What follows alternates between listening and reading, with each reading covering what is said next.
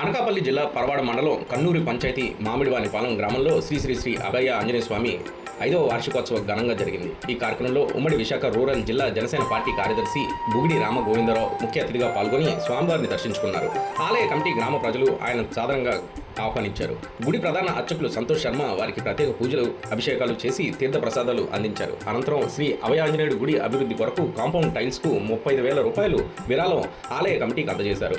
మంగళవారం హనుమాన్ జయంతి కావడంతో భక్తులు తెల్లవారుజాము నుంచే గుడి వద్ద దర్శనం కోసం పెద్ద ఎత్తున బారులు తీరారు. అభయాంజనేయ స్వామి వారికి ప్రత్యేక పూజలు నైవేద్యాలతో పూజలు చేశారు.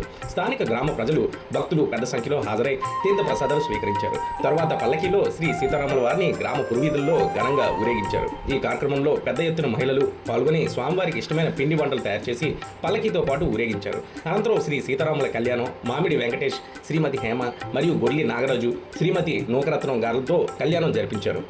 మధ్యాహ్నం 12 గంటల నుంచి ఆలయం వద్ద ఉత్సవ కమిటీ ఆధ్వర్యంలో ఏర్పాటు చేసిన భారీ అన్న సమారాధన నిర్వహించారు. సాయంత్రం దీపారాధన, పలు సాంస్కృతిక కార్యక్రమాలు ఏర్పాటు చేశారు. ఈ కార్యక్రమంలో మడక రమణ, పరవాడ మండలం జనసేన పార్టీ కార్యదర్శి మరియు కన్నూరు పంచాయతీ జనసేన పార్టీ నాయకులు మరియు ఆలయ కమిటీ గ్రామ పెద్దలు, మహిళలు పాల్గొన్నారు.